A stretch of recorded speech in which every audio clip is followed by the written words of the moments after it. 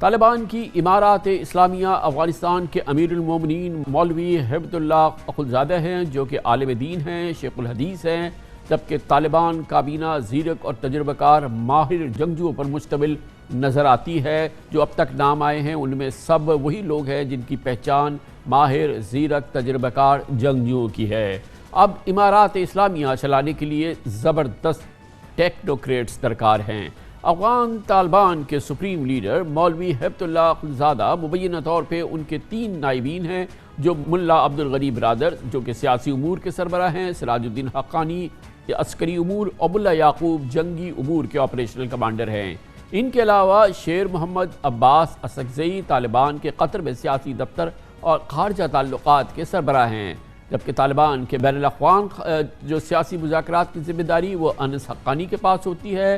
اس کے علاوہ طالبان کے 3 ترجمانوں میں ذبیح اللہ مجاہد، ڈاکٹر محمد نعیم اور سہیل شاہین شامل ہے۔ طالبان کی ایک رہبر شورا بھی ہے جو مشورے کر کے فیصلہ کرتی ہے، اور طالبان کے سپریم لیڈر مولوی ہبت اللہ اخندزادہ سمیت رہنماؤں کی اکثریت پاکستان میں پڑی ہے، یہیں پہ بڑی ہے اور یہیں پہ رہائش پذیر ہے۔ طالبان کی ممکنہ کابینہ اور ان کی موجودہ شورا و لیڈرشپ پہ ایک نگاہ ڈالتے ہیں۔ یہ ہے وہ لیڈرشپ، طالبان لیڈرشپ جو نئے افغانستان، امارات اسلامیہ افغانستان کے کرتے دھرتے ہوں گے۔ اس لیڈرشپ پر، اس شورا پر اور یہ طالبان لیڈرشپ پر مزید ہم معلومات حاصل کریں گے، اور ان کے حوالے سے جو منسلکہ امور ہیں ان پر بات کرنے کے لیے ہم نے خاص طور پہ دعوت دی ہے۔ ہمیں جوائن کر رہے ہیں جناب میجر ریٹائرڈ محمد عامر، ماہر ہیں افغان اور سیکیورٹی امور کے۔ بہت بہت شکریہ میجر صاحب، آپ نے ہمیں جوائن کیا ہے۔ یہ فرمائیے گا کہ بظاہر یہ جتنی لیڈرشپ ہے اس کا وسیع تجربہ ہے، جنگجو ہیں، یہ زبردست جنگجو ہیں اور بڑی مغربی قوتوں کو انہوں نے شکست دی ہے، مگر بہرحال اب جو مرحلہ شروع ہونا ہے یہ اس میں یہ ملٹری لڑائی کا موقع نہیں ہے۔ اس میں تو آپ کو اکانومسٹ چاہیے، اس میں آپ کو ٹریڈ اسپیشلسٹ چاہیے، اس میں آپ کو بہت ماہر اپنے اپنے شعبے کے بڑے ماہر ٹیکنوکریٹس چاہیے۔ ابھی تو صرف یہ چند نام آ رہے ہیں اور ان میں بھی اکثر کی ہم نہ شکل دیکھ چکے ہیں، نہ ہمیں ان کے بارے میں اس سے زیادہ معلومات ہے جو ہم نے آپ سے شیئر کیا، لیکن یہ ایک بہت کٹھن ٹاسک ہے جو کہ اب شروع ہونے والا ہے یہ حکومت سازی کی۔ تو کیسے یہ حکومت چلے گی آپ کے خیال میں؟ السلام علیکم کامران خان، بہت بہت شکریہ۔ کامران خان، اگر آپ حکومت چلانے کے حوالے سے پوری دنیا کی تاریخ دیکھیں تو ضروری نہیں ہے کہ حکومت چلانے والا ایک یا جو چند افراد ہوں وہ یا اکانومسٹ ہو یا ان کی کوئی اسپیشلائزیشن ہو۔ آئزنہاور سے لے کر ڈی گال تک یہ سب جنگجو تھے، بیسیکلی یہ ملٹری جنرلز تھے، لیکن ان کا جو دور تھا وہ ہمارے سامنے ہے۔ اسی طرح جو خالصتاً ٹیکنوکریٹ یا اسپیشلسٹ ہے ان کی ناکام حکومتیں بھی ہم نے دیکھی ہیں۔ تو یہ اتنا میرا خیال ہے اتنی اس کی امپورٹنس نہیں ہے۔ بنیادی بات یہ ہے کہ ٹیم یا وہ گروہ جو حکومت چلائے گی، اب اگر آپ طالبان کے پوٹینشلز دیکھیں تو ڈپلومیسی کے محاذ پہ پوری دنیا نے ان کا لوہا مان لیا، تو وہ جنگجو ہی تھے۔ تو امید رکھنی چاہیے کہ وہ اس معاملے میں بھی انشاءاللہ بہتری دکھائیں گے۔ لیکن میری جو بات ہوئی ہے جن سے، وہ خود اس بارے میں ان کی حساسیت ہے۔ مثلا وہ اکانومی کے بارے میں کہ اکانومی ہم نے چلانی ہے، ہم نے معاشی نظام کے ساتھ تعلیمی نظام دینا ہے، ہم نے ایک ریگولر فورس کھڑی کرنی ہے، تو اس کے لیے ان کے رابطے ہیں، اور ہو سکتا ہے کہ وہ انہوں نے کوئی ٹیکنوکریٹس پہ کام کیا ہو، مجھے تو بالکل اسپیسیفک معلومات نہیں ہے، لیکن یہ بات خود ان کے ذہن میں بھی ہے۔ So we should hope for the best. لیکن بنیادی بات میں طالبان کے حوالے سے میں پاکستانی کی حیثیت سے کر رہا ہوں۔ اصل چیز یہ ہے کہ آج کے دور میں نہ صرف یہ کہ یہ معیشت چلانی ہے، خزانہ چلانا ہے، مالیات چلانی ہے، سینٹرل بینک چلانا ہے، بینک چلانے ہیں، پھر دنیا سے جو ہے عالمی تجارت کے اثر و رموز جاننے ہیں، پھر اس کے علاوہ آپ کو سائنس اینڈ ٹیکنالوجی کی بات کرنی ہے، اب یہ تمام امور جو ہیں، اور پھر عالمی قوانین کی پذیرائی کرنی ہے، پھر دنیا کا حصہ ہونا ہے۔ یہ وہ لوگ ہیں جو کہ مسلسل ایک گوریلا جنگ میں انہوں نے کمال حاصل کیا، اور کوئی اس کا ثانی نہیں ہے۔ لیکن یہ جو میں نے امور آپ کو بتائے ہیں، یقیناً اس کے لیے ان کو ایک بڑی ٹیم ترتیب دینی ہوگی، جیسے آپ نے فرمایا ہو سکتا ہے اور ہو رہا ہوگا کہ اس پہ کچھ کام ہو رہا ہو، لیکن یہ ایوریج ماہرین سے بھی کام نہیں چلے گا۔ یہ بالکل میں آپ سے اتفاق کرتا ہوں، اور جیسے میں نے عرض کیا کہ ان کو خود اس بات کا احساس ہے کہ ہم نے دنیا کے ساتھ چلنا ہے، ہم نے عالمی قوانین کو بھی سامنے، اگر آپ دیکھیں تو اس بار اس کے پچھلے دور میں بڑا فرق ہے، مثلا خواتین کے حوالے سے دیکھیں خود ان کو ان چیزوں کا احساس ہے۔ اور جیسے میں نے کہا جو میرے ساتھ بات ہوئی تھی کہ وہ اس معاملے میں ایک دو نام انہوں نے میرے ساتھ بھی ڈسکس کی تھی جو بالکل طالبان رینکس میں سے نہیں تھے، تو ابھی تو بڑا پری میچور ہے اس پہ اچھا امیر صاحب یہ فرمائیے گا کہ فی الحال جو لیڈرشپ ہے اس میں بھی ہم یہ دیکھ رہے ہیں کہ باوجود وہ ایک کیمرے کے سامنے آنے والے لوگ نہیں ہیں، باوجود وہ تشہیر پسند لوگ نہیں ہیں، ماں سوائے چند لوگوں کے جن کو انہوں نے نامزد کیا ہے یہ کرنے کے لیے۔ مثال کے طور پہ جو اس وقت امیر المومنین ہیں مولوی ہیبت اللہ اخندزادہ، ان کے بارے میں ہم جو جانتے تھے وہ تو ہم نے ناظرین کے ساتھ شیئر کیا ہے، گویا کہ ان کی حیثیت وہی ہوگی جو کہ ایران میں روحانی پیشوا کی ہوتی ہے، مور اور لیس اسی قسم کا کوئی ایک نظام کہ وہ ایک امیر اور روحانی پیشوا اور پھر ایک شورا اور پھر اس سے پھر جو ہے وہ ڈیوالو ہوگی پاور نیچے۔ اگر ہم ماضی میں دیکھیں تو اسی افغانستان میں کچھ ایسا ہی سسٹم تھا جو کہ وہ مذہبی لوگ نہیں تھے، مگر مثلا ظاہر شاہ کے دور میں ایک لوئے جرگہ تھا، تو لوئے جرگے میں کون تھے؟ قبائلی ایلڈرز تھے، انہوں نے جمع کیے ہوئے تھے۔ اکثر حکومت اگر آپ دیکھیں، خود کرزئی صاحب جب آئے تو انہوں نے پہلے لوئے جرگہ بنا دیا افغانستان میں، تو ان کی جو رہبری شورا ہے جس میں غالباً 24-25 لوگ ہیں، وہ شروع سے تو ان کا اپنا ایک نظام ہے، یہ اسلام کا نام لیتے ہیں، یہ اس کو مذہبی رنگ میں رنگتے ہیں، پرانے والے بادشاہت تھی یا کوئی اور تھا، تو سسٹم تو وہ اپنا جو ڈیوائس کریں گے اور جو اطلاعات ہیں وہ لازماً وہ اس کا جو محور ہوگا وہ دین ہوگا۔ اس میں یہ جو آپ نے جیسے فرمایا کہ میرا بھی یہی اندازہ ہے کہ اس میں ملا ہیبت اللہ اخند کی حیثیت وہی ہوگی، اسپریچول لیڈر۔ اچھا اسپریچول لیڈر تو وہ ہوگا۔ اچھا یہ فرمائیے گا کہ جو لوگ جو ہمارے سامنے ہیں، یہ مولوی ہیبت اللہ اخندزادہ ہیں، پھر سراج الدین حقانی ہیں، ملا یعقوب ہیں، غنی برادر ہیں، انس حقانی ہیں، یہ سارے جو لوگ ذبیح اللہ مجاہد ہیں، ان سب کی یا یہ لیڈرشپ کی ایک بات مشترک ہے کہ یہ ان میں سے کثیر اکثریت پاکستان میں پلی بڑی اور رہائش پذیر رہی ہے، پاکستان سے ایک بہت ہی بنیادی اور مضبوط اور کلیدی تعلق رہا ہے، چاہے وہ مختلف پاکستان کے علاقوں سے رہا ہے۔ کیا یہ بات صحیح ہے نا کہنا؟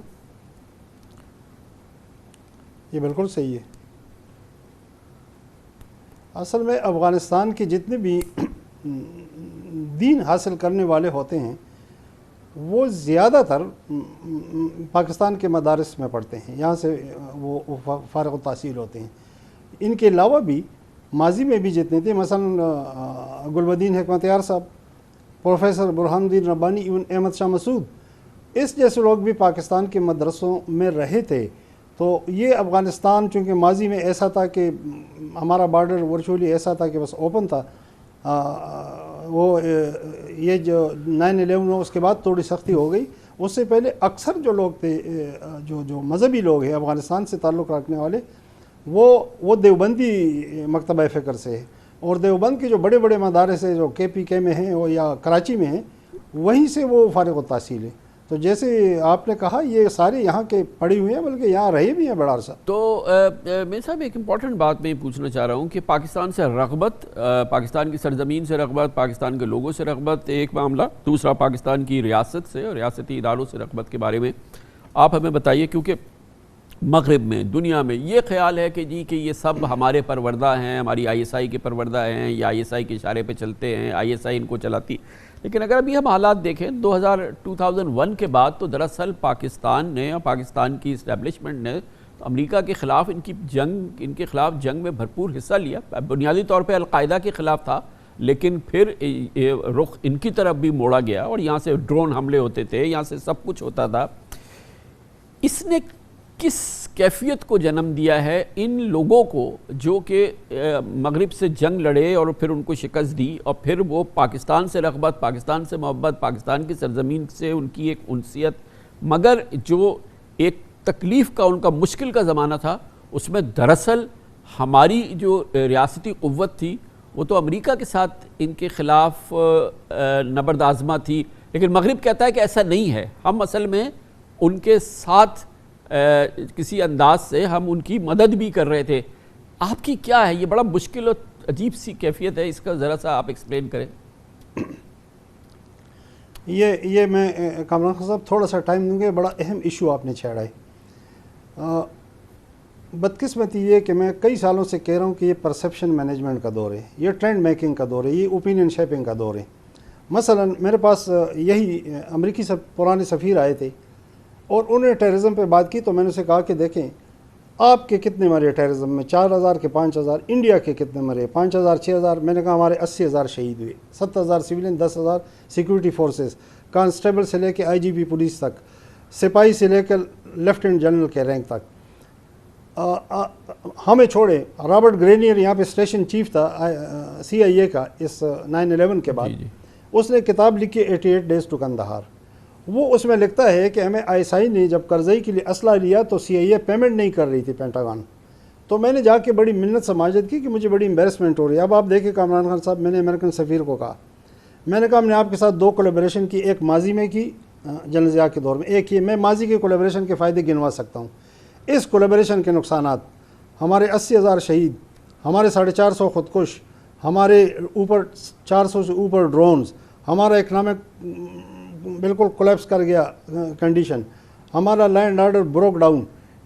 اور بڑے۔ میں نے کہا مجھے ایک فائدہ اس کولیبریشن کا بتا دے، اور یہ شروع بھی آپ نے کی، وہ ہم نے شروع کی تھی۔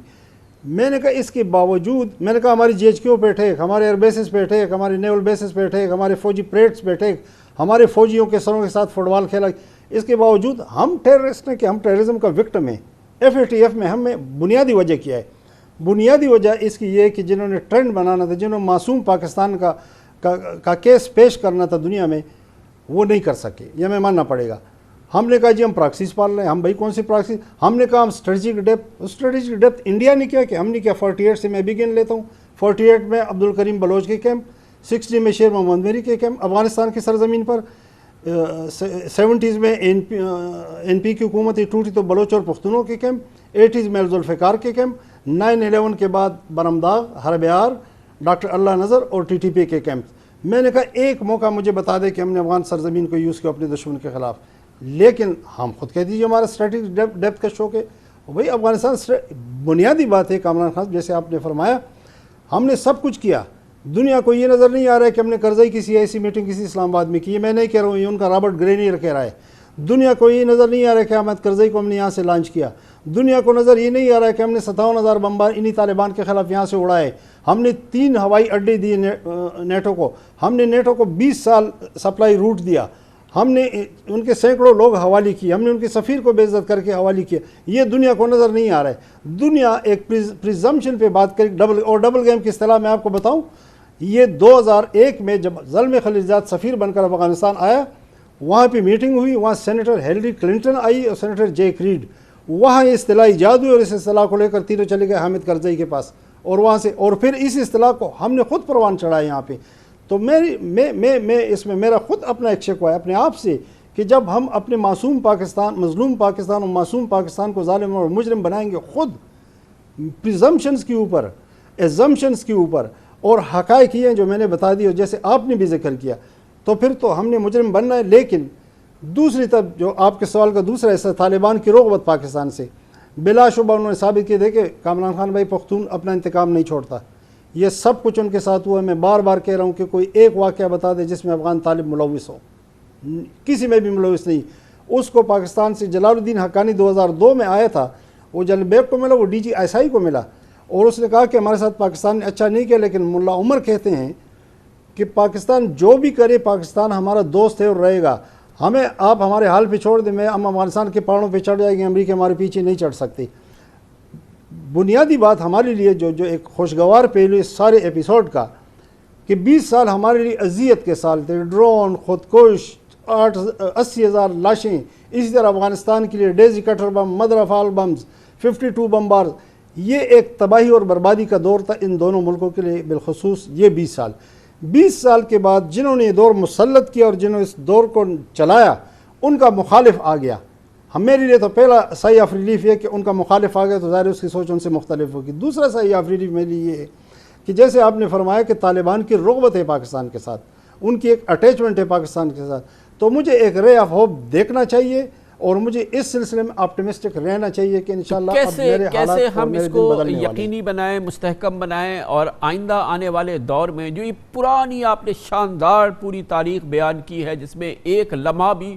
لگتا نہیں ہے, میں لفظی طور پہ کہہ رہا ہوں کہ ہم اور افغانستان سکون سے, پیار سے, محبت سے ہم نے کوئی دور گزارا ہے. شاید چھوٹا سا طالبان کا جب دور تھا وہ ہوا ہو, آئی ڈونٹ نو کہنا صحیح ہے یا نہیں, لیکن آئندہ ایسا نہ ہو. آئندہ یہ دو جو اس طرح سے یکجان دو قالب جیسی بات ہم جس طرح سے وہ یہاں رہے ہیں, پلے ہیں, بڑے ہیں, رغبت ہے, آنا جانا سب کچھ, تو کیسے 100% اس کو یقینی بنائیں؟ میں تو اتنا عرض کروں گا کہ چونکہ ہمیں ایک بہترین اپرچونٹی ابھی مل گئی, جیسے میں نے بتایا, ہمیں ایک کام تو یہ کرنا چاہیے کہ ہمیں مانیٹر نہیں بننا چاہیے افغانستان کا, ہمیں ڈکٹیشن نہیں دینی چاہیے, ہمیں برادرانہ مشورے دینے چاہیے, ہمیں ان کے ساتھ ایکسچینج کرنی چاہیے ویوز. مثلا میں آپ کو ایک مثال دیتا ہوں, ٹی ٹی پی. اب وہاں ہمارا جو بھی صحافی دوست گیا وہ سوال پوچھتا ہے جی انڈیا کے بارے میں آپ کی کیا رائے ہوگی, ٹی ٹی پی کے بارے میں کیا رائے ہوگی. ہمیں ایسے سوالات نہیں پوچھنے چاہیے, ہمیں اعتماد رکھنا چاہیے اور درون خانہ ان کے ساتھ کنسلٹیشنز بڑھانی چاہیے. جو ان کو مدد دی ضرورت ہے مثلا ٹیکنوکریٹس میں, کسی اور ایڈوائز میں, وہ بھی دینے چاہیے. لیکن ہمیں ان کی مشکلات کا ادراک کرنا چاہیے. اور مشکل کیا ہے کہ جو سب ورژن 20 سال میں افغانستان میں ہوئی, افغانستان کا دشمن نمبر 1 پاکستان کو بنا دیا گیا ہے, اور ہر افغانی پاکستان کے حوالے سے بدقسمتی سے ڈیفینسو پہ ہے. طالبان نے ایک بولڈ سٹیپ لیا جب انہوں نے اعلان کیا کہ پاکستان ہمارا دوسرا گھر ہے. آپ یقین کریں ان کی جگہ میں ہوتا تو شاید میں یہ اعلان کرنے میں مجھے مشکل پیش آتی, جو حالات پاکستان کے بارے میں بنائے گئے. تو ہمیں ان کو موقع دینا چاہیے اور ان کو اس صورتحال کو خود ہینڈل کرنا چاہیے ویز پاکستان. ٹی ٹی پی کا مسئلہ بھی حل ہو سکتا ہے, ہمارا بنیادی مسئلہ یہ ہے. باقی جو ہمارے ہیں, میں نے جیسے کہا کہ وہ تو پاکستان کو دوسرا گھر سمجھتے ہیں, پاکستان سے ان کی رغبت ہے,